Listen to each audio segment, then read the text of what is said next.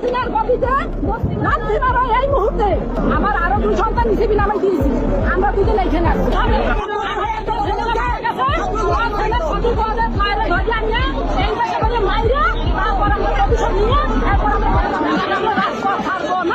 Hello বন্ধুরা, কেমন আছেন? আশা করছি আপনারা সবাই অনেক ভালো আছেন। আজকের ভিডিওতে আমরা আপনাদেরকে দেখাতে চলেছি কোটা আন্দোলনকারীদের কিছু বিশেষ বক্তব্য।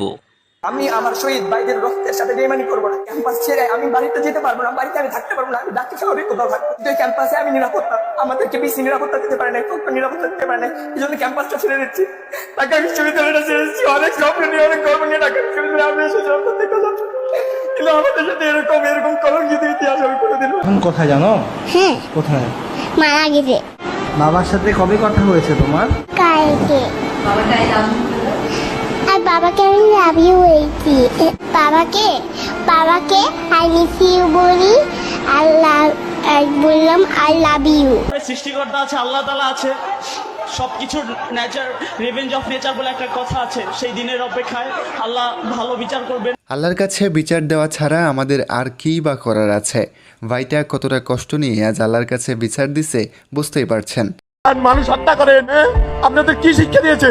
আমার কি ইচ্ছে করে না যে আমি বাবার কাছে চাই যে বাবা আমার এইটা লাগবে, আমার এইটা লাগবে, কেন আমি পারি না? ছাত্রের মুখ চেপে ধরার সাহস কে দিয়েছে আপনার? আমার ছাত্রের কলার ধরার সাহস কে দেয় আপনাদের? কয়জনের জবান বন্ধ করবেন আপনারা? একজনে করবেন, 10 জন দাঁড়াবো। 10 জনকে বন্ধ করলে 1000 মানুষ দাঁড়াবে, 18 কোটি বাঙালি নামবে। কোমরে দড়ি বাঁধলেন কেন? এত বড় অপমান 16-17 যে বয়সকে সারা বিশ্ব সম্মান দিয়ে সম্মান করা শেখায়, তার কোমরে দড়ি বাঁধলেন। আর কোমরে কে দড়ি বাঁধায়? সময় আপনাদেরকে বলে। এই শিক্ষিকার কথাগুলো একদম কলিজায় লাগছে। সত্যি তিনি মহান। আমরা একটু স্টুডেন্ট, অস্ত্রটা আমাদের হাতে ছিল নাকি পুলিশের হাতে ছিল? কার হাতে ছিল আপনি বলেন?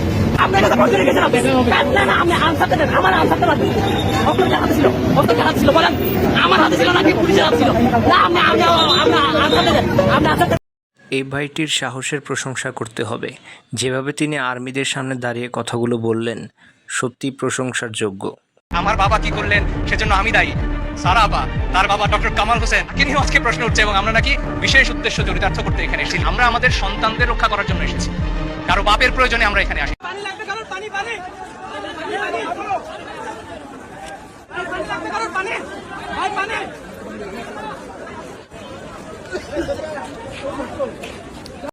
পানি লাগবে পানি, মুগ্ধতা ছড়িয়ে এই ভাইটি পরপারে পাড়ি জমিয়েছেন। আশা করি তিনি পরপারে ভালো থাকবেন।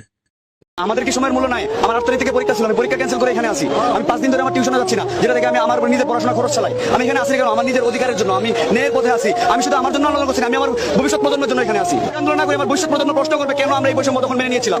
কিন্তু আমি আমার এই বৈষম্য এখন মেনে নিব না। এটা আমাদের অস্তিত্ব লড়াই, আমার লড়াই, আমার আগামী প্রজন্মের লড়াই।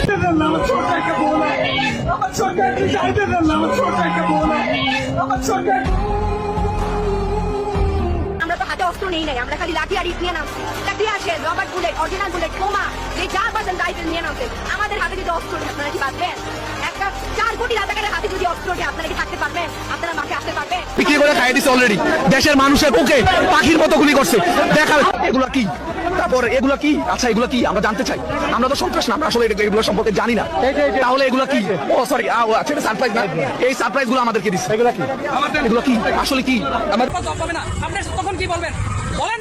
জবাব দেন। তাহলে আপনারা আমাকে দেখাচ্ছেন আপনার বাসা এখানে, আপনার বাসা এখানে, কিন্তু আপনার ছেলের ভবিষ্যৎ আমার কাছে। আমি হারলে আপনার ছেলের ভবিষ্যৎ হেরে যাবে। কেন আমাকে দেখাচ্ছেন আপনার বাসা এখানে? আপনি আমাকে সাহায্য করবেন। হ্যাঁ, আপাতত দৃষ্টিতে আপনার কষ্ট হচ্ছে, কিন্তু সামগ্রিক বিষয় পরিচালনা করলে আপনি যদি 10 বছর 100 বছরের কথা চিন্তা করেন, তাহলে আপনার পুরো পরিবারের দায়িত্ব আমার কাছে। কোনো একটা গোষ্ঠী ছাড়া সমগ্র জাতির একটা, আপনি জিজ্ঞেস করেন ইন্ডিভিজুয়ালি, যদি সম্ভব হয় জিজ্ঞেস করেন, কেউ চায় না এই গভর্নমেন্ট কেয়ার, কেউ চায় না। আপনি আপনার বাচ্চাকে রেখে বাইরে যাবেন, সেই নিরাপদ নাই। মানে এখনো বাজে যে কারো পানি লাগবে, কত পানি আসছে এখন, কারো পানি লাগবে। তো এটা যতদিন মাথায় থাকবে ততদিন পর্যন্ত আমরা শান্তিতে ঘুমাতে পারবো না। আমার পক্ষ থেকে তো আলাদা কোনো কিছু বলার না, পুরো দেশের মানুষই একই কথা বলছে। এবং দেশের মানুষ যখন সবাই একসাথে কোনো ন্যায্য দাবি রাখে, তখন সেটা একটু হলেও মাথায় আনা দরকার যে সেটা ফেলে দেওয়ার মতো না। তো আমরা আমাদের যে ভাইরা, যে বোনগুলো মারা যাচ্ছে, যে ভাইটা মারা গেল, দেখেন, যদি আপনি সুস্থ স্বাভাবিক মানুষ হন, আমরা রাত্রেবেলা ঘুমাতে পারবেন না। যে পাক হানাদাররা দরজায় ঠক ঠক করতো এবং জিজ্ঞেস করতো যে মুক্তি আছে কিনা। আর 2024 সালে দেখলাম রাতের অন্ধকারে 2টা-3টার সময় ঠক ঠক করে জিজ্ঞেস করে কোনো ছাত্র আছে কিনা। আপনি বাসায় বসে ফেসবুকে লিখতেছেন, এটারে ছোট মনে কইরেন না, কারণ কাজী নজরুল ইসলামের কলমের লেখাটাও কিন্তু ব্রিটিশদের মনে আগুন জ্বালাই দিছিল। তারপর ইন্টারনেট চলে আসলো, আর ইন্টারনেট আসার খুশিতে আমরা ভুলেই গেলাম যে কেন এতদিন ইন্টারনেট বন্ধ ছিল। বন্ধুরা, ওমর ভাই কিন্তু সব সময় ছাত্রদের পাশে ছিলেন এবং তিনি কোটা আন্দোলনকারীদের সবসময় সাথে ছিলেন। মোবাইল চেক করা যাবে না, বিনা কারণে কাউকে তুলে নেওয়া যাবে না, নারী পুলিশের উপস্থিতি ছাড়া নারীদের ধরে নেওয়া যাবে না, এগুলো অবিলম্বে বন্ধ করতে হবে। 3 জন মহিলার ভয়ে আমাদের দেশের পুলিশ তটস্থ হয়ে রয়েছে, তারা বিশ্ববিদ্যালয়ে ঢুকলে নাকি খুব বড় সমস্যা।